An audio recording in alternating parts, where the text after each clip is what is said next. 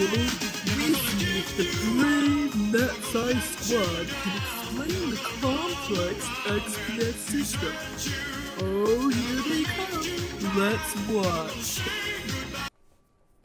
X-ray photoelectron spectroscopy is a surface analysis technique where the energies of electrons emitted from a sample via photoelectric effect are analyzed to determine its composition and chemical bonding.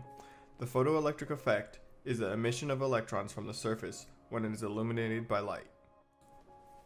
The light that hits the material must have enough energy to free the electron from the material. Any excess energy is turned into kinetic energy of the electron. The amount of energy required to the free electron from the material is known as the material's work function. The electrons emitted during XPS are relatively low energy, so this limits the technique to the surface. If X-rays of higher energies are used, the electron will have higher energy and the depth that is being measured will be increased.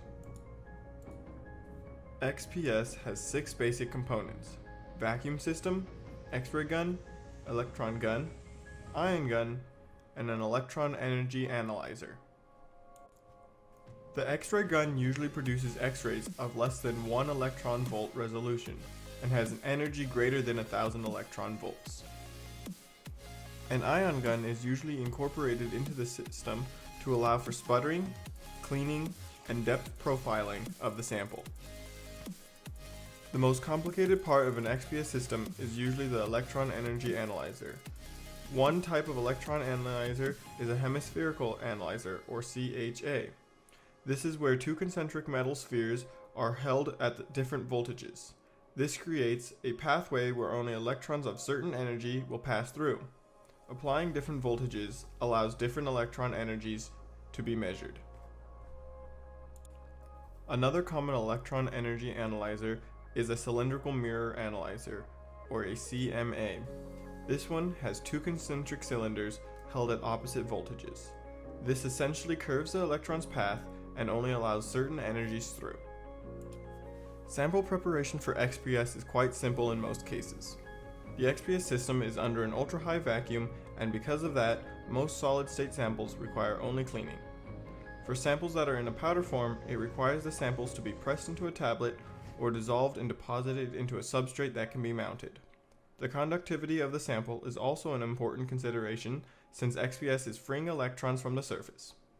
For insulating samples, an electron flood gun needs to be incorporated into the system to minimize charge buildup on the sample.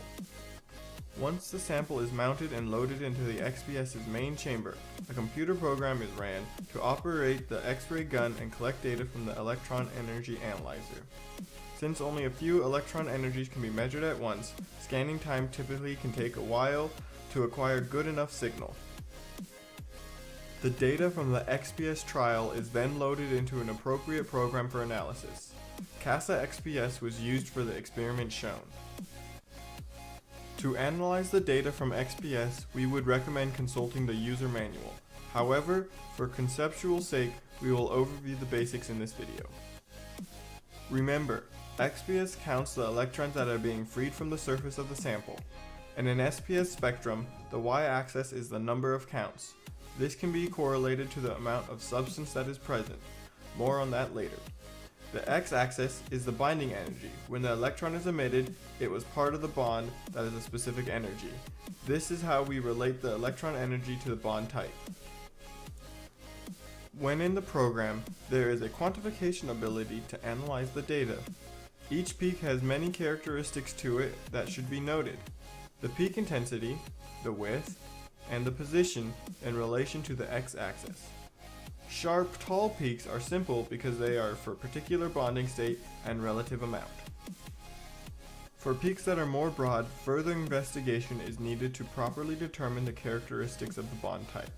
For example, a broad wide peak with trailing peaks following it may not be noise, but an additional bonding type. The use of components property page within quantification parameters window will be of use. The most important part of an analysis is the peak position. Since XPS measures the energy of the electron, this energy can vary so slightly depending on the type of bonds and to what the atoms were bonded to. For instance, if you were to have an aluminum-aluminum metallic bonding, a typical value is 72.6 electron volts. However, an aluminum oxygen bond would give this value shift to 75.6 electron volts when one receives XPS data. One should have some idea as to what is the material and look for corresponding peak locations. In calibrating the machine, a standard has been introduced. The air we breathe contains hydrocarbons and carbon-containing materials. In performing XPS, some of this carbon contamination signal is detected. This carbon peak is calibrated into a widely accepted value. This then shifts all the peaks into the correct locations. Composition mapping can be done with XPS with a curved crystal that acts as an X-ray lens that can focus the beam using Bragg's law into the spectrum. This can then be raster scanned across the surface to do elemental and chemical mapping. Additionally, most XPS systems have an ion gun as well that sputters away layers after an XPS spectrum is taken. This process allows for a composition at different depths in one sample to be taken. In summary, XPS is a powerful surface analysis technique that uses the energies of emitted electrons.